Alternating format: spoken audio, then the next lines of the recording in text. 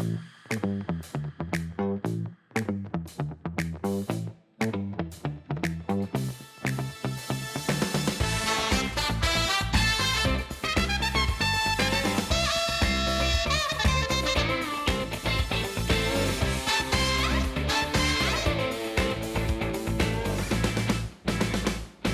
everyone, I'm Arya Verma, your host for Gen Z.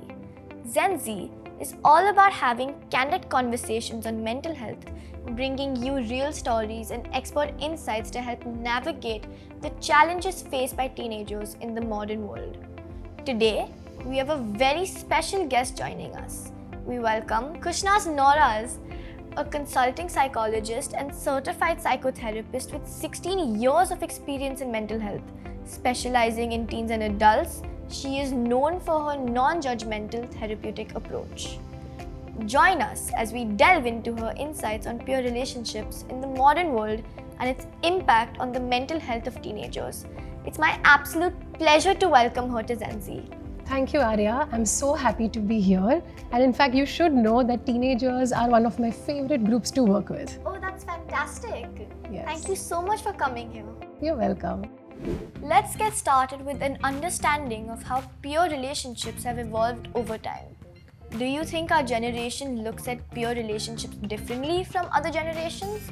How so, and how is this difference impacting them mentally? Yes, that is an interesting question.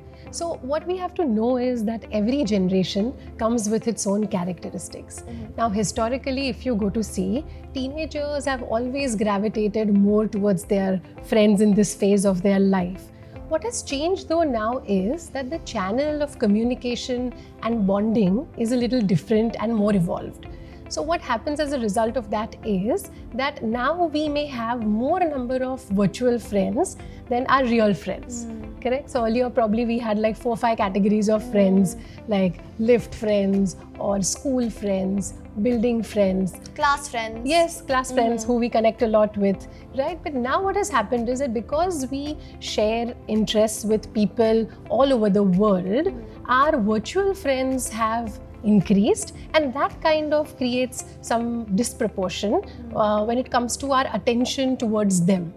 So I see that a lot, that the Gen Z is more involved with the virtual world than the real world. Yeah, I understand. I also have a lot of online friends. Yes.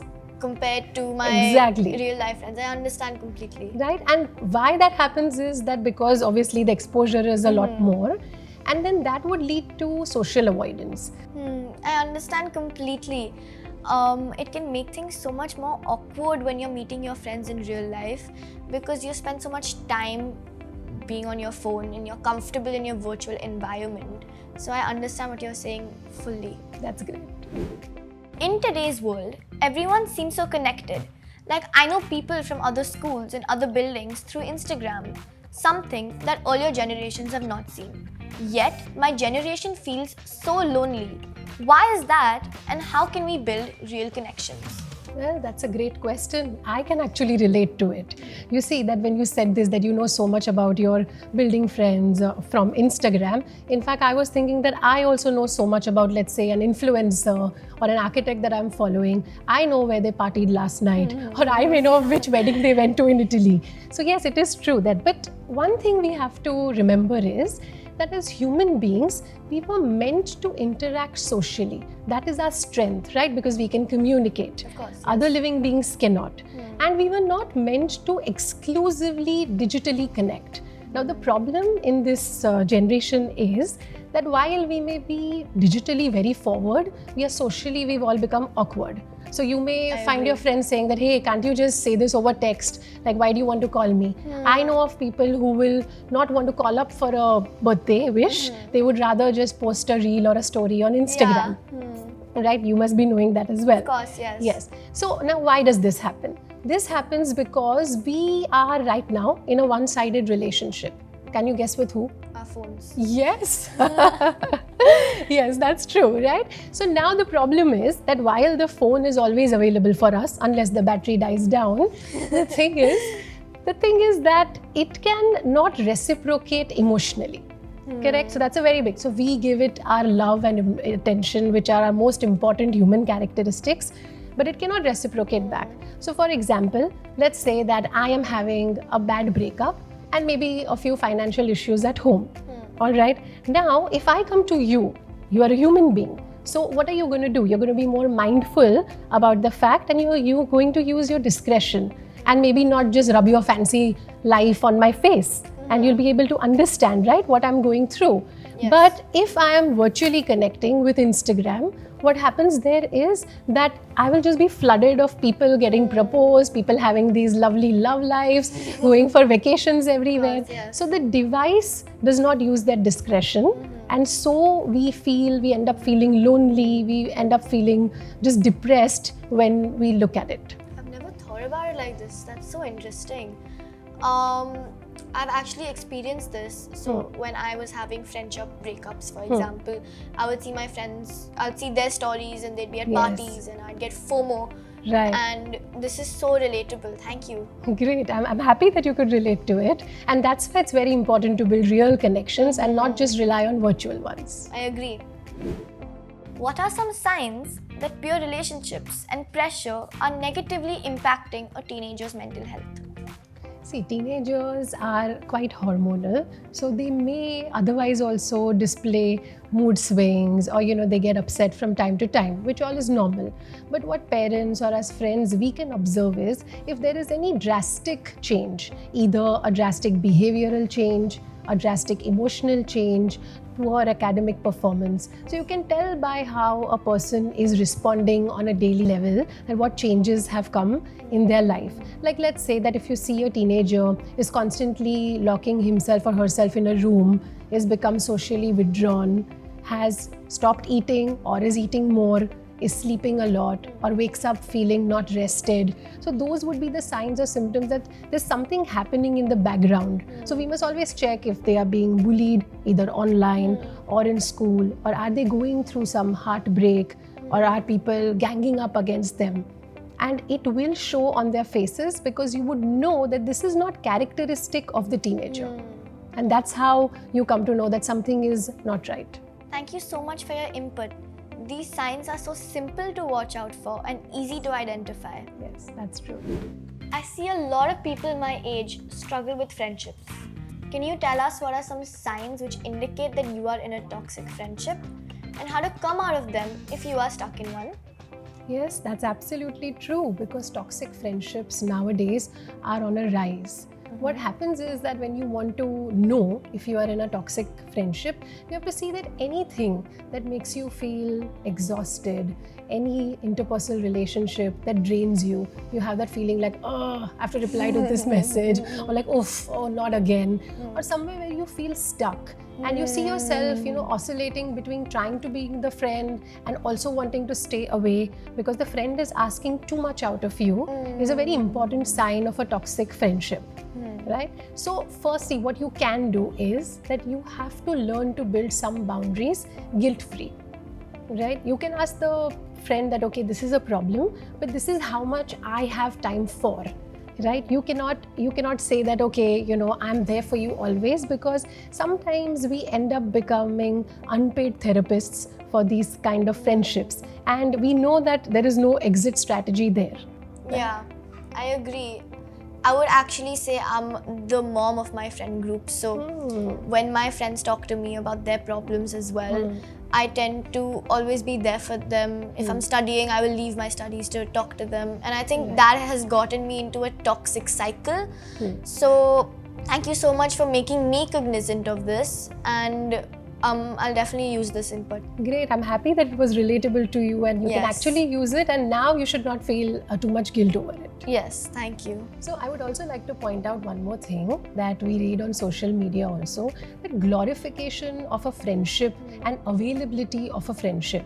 It's like, you read these memes that, oh, you are my friend, you signed up for this. That in itself is also so unhealthy, and trying to suck out all the energy from a friend who's really wanting to be there.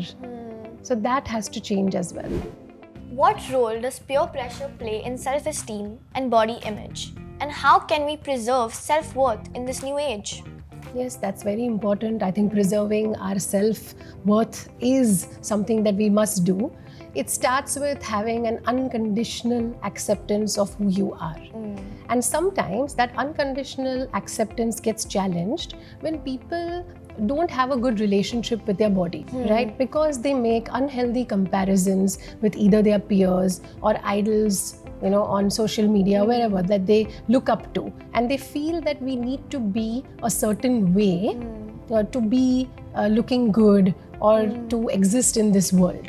Not only for body image, for grades, for extracurriculars, being the best in what you do. I think that the comparison between that, there's always going to be somebody that's better. Right. So that comparison can be really toxic sometimes. I agree, yes. Yes, that's a good point, because any comparison is going to be unhealthy. And for body image, what happens is that when we look at celebrities, we are not cognizant of the fact that they are all, like, they could be edited pictures. Not all pictures are morphed, but they are edited to some level.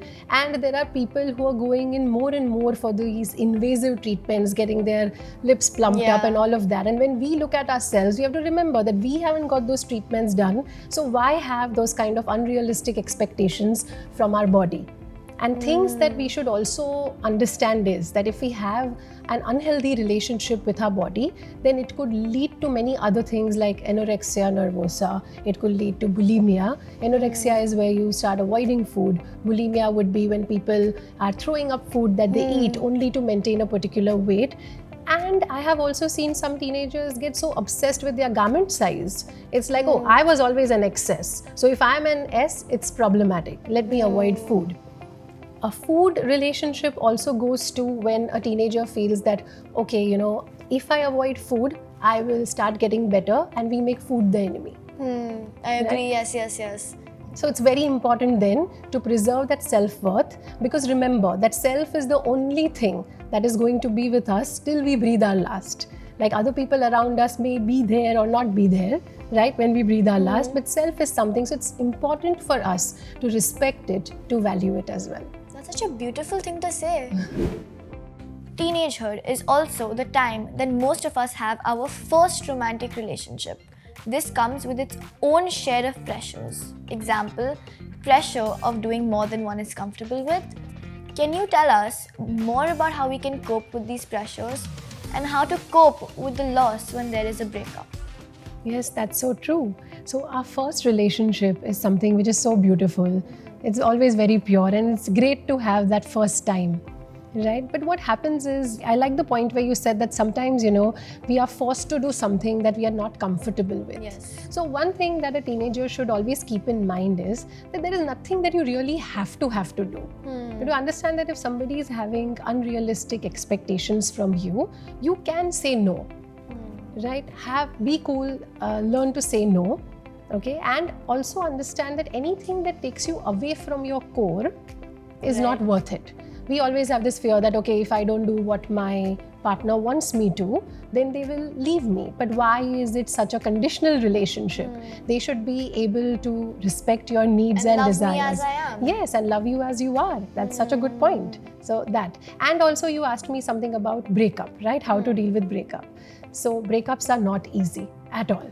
Agreed. Right, agreed, right? All of us have been through some, right? So what we have to know about a breakup is that it is a process. So if we look at it as a process, as opposed to looking at it as like a scraped knee, which will just get better in 1 or 2 days, that's not going to help. So in the process, I would at least recommend that there has to be some distance with the ex. Also, stalking never helps, which you must have seen many teenagers do, right? Yes. So we get obsessed with the life of the ex, and if that ex is supposedly, if they found somebody new or supposedly dating someone, we just go and take so much pride that, oh, I'm an excellent stalker, I went on this page, on that page, but we don't realize that that creates so much anxiety and anger within us. Because we are so busy stalking on what they're doing, we don't realize what effect it has on us. Also, one more thing that friends do is that then they casually keep mentioning, oh, I always knew that this person was not good for you. So yes, of course, yes. Yes, but that doesn't help. So you have to tell them that, okay, maybe, we'll have this kind of discussion, but maybe not now. Sometimes what friends do is that when we are in a relationship, we may have like a common friend group. and let's say the one who's broken up with does not get invited. So friends will inadvertently or unintentionally sometimes keep giving you information about the ex. That in itself is very unhealthy, because if you have decided that you don't want to be together, then distance does help. And maybe after 6 months or a year, one can be friends. But I do not believe that all exes can be friends. Agreed. Few can if they can manage it, but mostly you should give it some time. What happens when you're in the same friend group or in school together? Yes, that becomes very, very difficult. And that's when you have to ask your friends for support. You tell them that, okay, we don't want anybody to take sides, but please be cognizant of the fact that I am also hurting. So instead of giving me too much information or alienating me, if they could, for the time being, have like a good balance where they can give proportionate time to the ex and to you, it would be helpful. Okay. So communication is key with your friends, especially. Yes, they need to know. Otherwise, they'll just make unintentional mistakes. Okay. Thank Right. you. Thank you You're so welcome. much. How can a teenager navigate situations where their peers are encouraging harmful behaviors, such as alcohol or substance abuse? Yes, I really like the word navigate, because that is what one has to do. You can't completely alienate yourself from your friends, and alcohol use, drug use has become kind of like a norm. Right? So to navigate that, one has to understand that even if you don't agree with something, you can say no to it, but don't be too preachy about it, right? And don't break relationships only because you come across as a person who is intolerant to understanding why that is happening. For that, what you could do is that you could go to a friend and say that, okay, this is my limit, or this is something that I don't do. You may have friends in school who are indulging in these kind of behaviors. Have you had that experience? Not yet.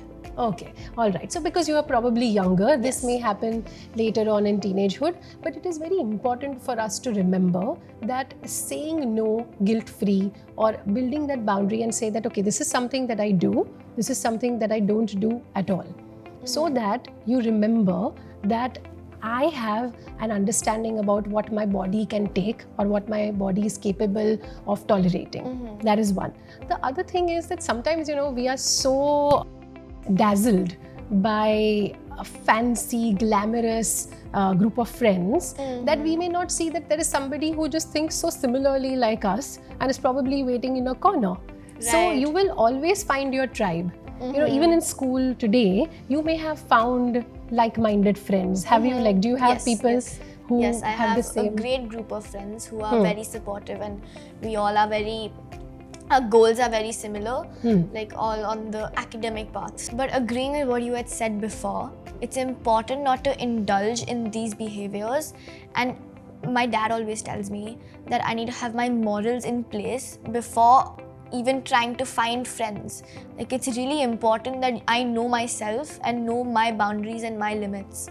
So I always think about that when I'm looking for friends, and That's great. Yeah. I think that just shows such good upbringing.